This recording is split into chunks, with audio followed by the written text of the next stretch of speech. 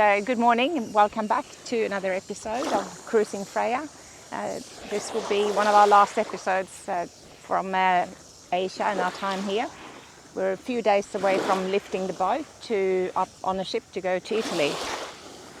Yeah, so that's a big move for us. We can't go through the Red Sea. So we have some footage of the boat being lifted. It's a daunting thing to put a boat on a ship, but it has to be done to get out of here and get to Europe. And over the last 4 weeks we've been doing some maintenance and warranty work on the boat. She should be ready to go once we get to Italy. And we'll show you some of our yard period here in Phuket as well. Yeah, yard periods are not fun at all, but they're a necessary part of owning any boat. And yeah, we got through it. Okay, so, let's do it. Yeah, let's do it.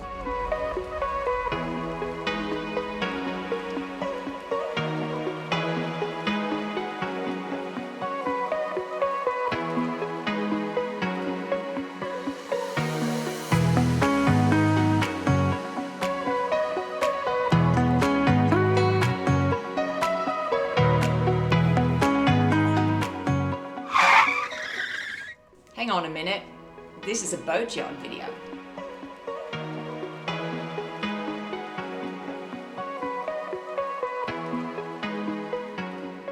Well, that's right, this episode is definitely about yard work. And the first question is, why would we lift the boat after 10 months? The answer is fairly simple. The economics of lifting the boat in Asia are better, and we really wanted to get some more anti-fouling done before we got up to Europe to try and get a good 2, perhaps 3 summers out of the boat in the water up there. And lastly, Fleming were keen to do the last few warranty details, warranty items that we needed to have dealt with. There's definitely something nerve-wracking about lifting your boat out and the noise that comes along with it. It's full on, definitely. Brings a lot of anxiety.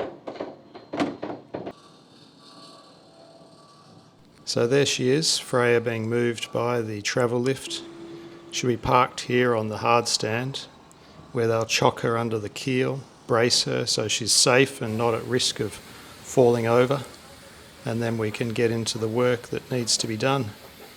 And there's a fair bit of it. We're out for 2 weeks here, so it's busy times.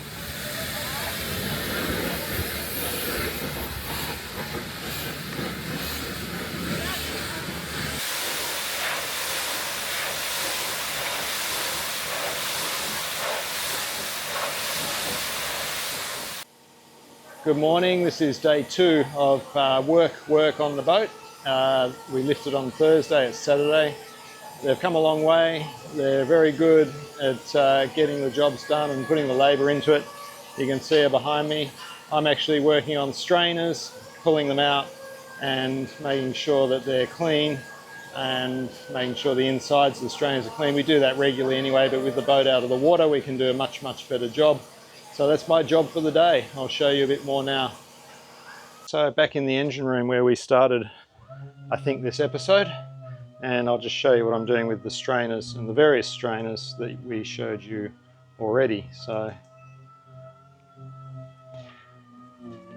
this is with the lids off the strainers, and you can see inside there, that water that's sitting in there is quite clear because we haven't been running the generators, I should say. But where we have been running a piece of equipment that has a strainer attached to it, such as the air conditioning over here, it's quite dirty and needs a very good clean. So that's today's job. Much easier when the boat's out of the water because there's less mess inside. That's mud.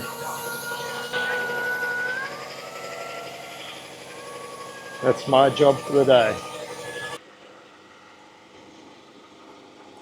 So today we've taken the Humphrey stabiliser fins off the hull to give it an inspection, particularly in here, in the middle there. You're looking at the anode, which is obviously very important to prevent corrosion, and that's actually a heat transfer area in there. So, important step and not too difficult, pleasingly. Here's a fact. No boat gets built without any warranty issues, and warranty serves an important purpose.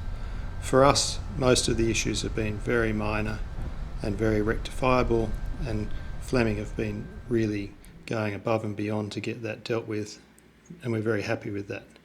One issue we have had is our crane. It's a vital piece of infrastructure on our boat that enables us to lift and put our tender in the water safely. We've had a few issues and we've been working through it, and in this visit it was taken off, stripped and refitted.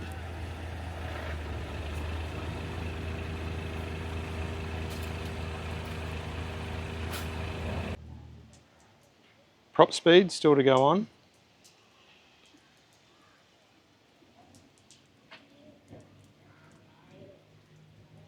Weather definitely not on our side at the moment. And what we've done this morning is move all these struts a little bit in order to prime and anti-foul these places, because if we don't, we just have all these squares that will need fixing later on. Opted for anti-fouling on the Humphrey fins, which is a bit of a change. And yeah, we're getting there. Just if it wasn't raining, it would be better.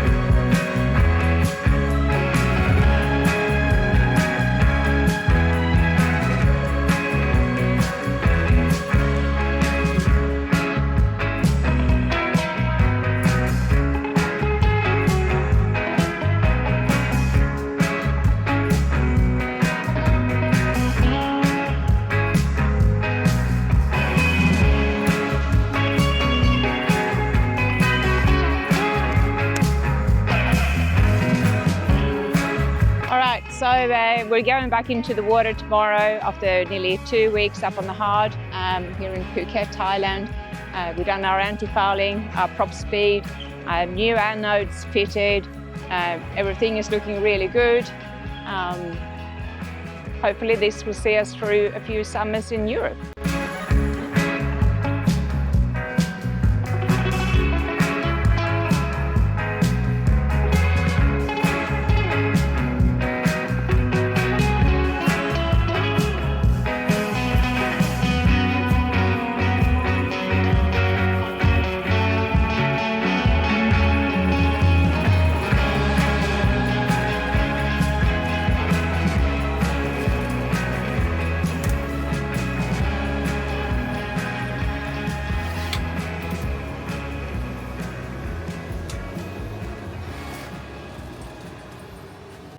Okay, we've had Team Fleming here. Yay. We've fixed a few bits and pieces. We're all done. We're ready to go to Europe. Yay. High five. Thank you. Thank you.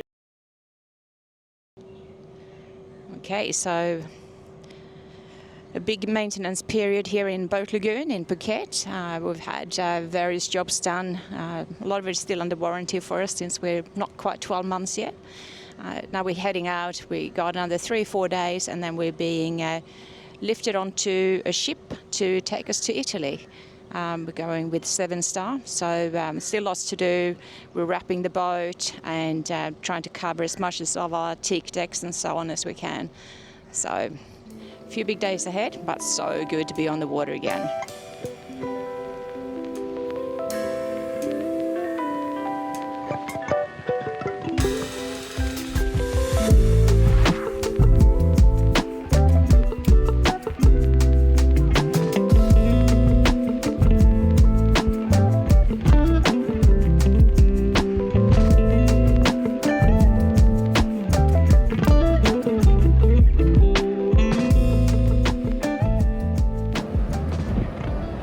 So these are the markers to exit and enter Boat Lagoon in Phuket. It's roughly about 0.7 of a metre below us at the moment, and we're on high tide, so you really got to time your entry and exit properly here. Just remember to keep all these markers on your starboard side as you go out, and then try to figure out in which order they go.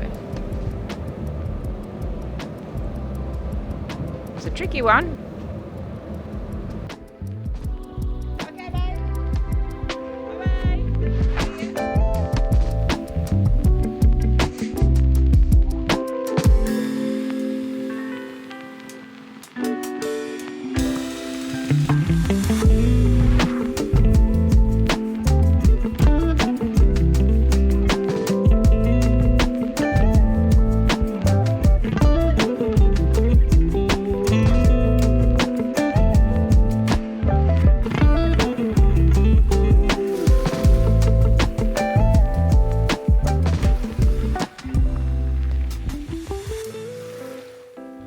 Okay, so about 36 hours out shipping and doing some of the final bits and pieces. Little things that you may not think about, like this sink drains into one of the sumps downstairs and all the power will be off the boat, so if it's left open the water will go into the sump and then it won't pump out and then it'll overflow into the bilge of that cabin. Trying to lower the profile of the tender, taking the windscreen off, which is over here, and generally wrapping and strapping and getting everything ready.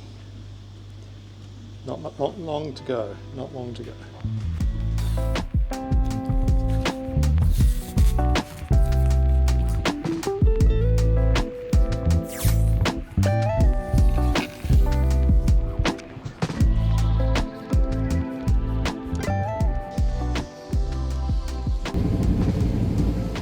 Okay, less than 24 hours until we get lifted. Just left Apo Marina, where we had a solar panel fitted. Last piece of the puzzle before we go. One more night at anchor, and next anchorage will be Italy.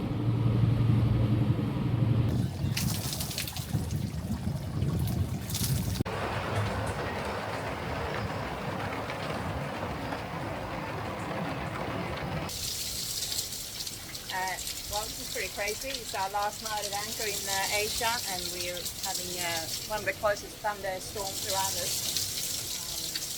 Really coming down. The ship is being lifted on tomorrow morning, less than 12 hours away. It's just behind us, and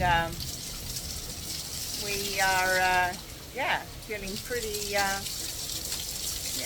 just pretty unique right now.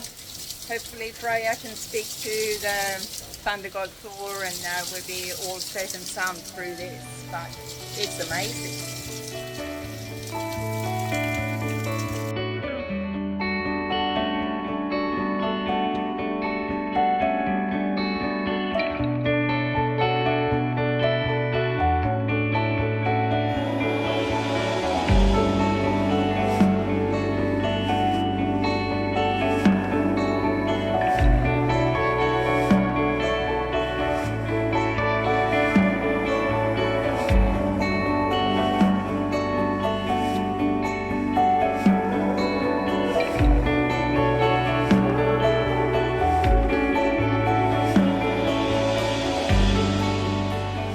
So it was time.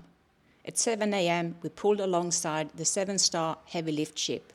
We had done everything in our power to prepare for this voyage, which due to current geopolitical events will see her travel around the Cape of Good Hope at the bottom of Africa. And despite being on a big ship, they will encounter some large seas. She has been our home now for 12 months. We have loved every minute on board. Our intention was always to take her through the Red Sea ourselves, but events and that we couldn't get any insurance for this passage made us make the decision to have her shipped. We were not prepared for how industrial and perhaps, dirty, this lift was going to be. However, it was time to entrust our girl to someone else. With a loadmaster and riggers on board and divers in the water, the slings were put in place. She's been lifted twice in a month under different circumstances, but nothing dampens the excitement of adventures to come in Europe.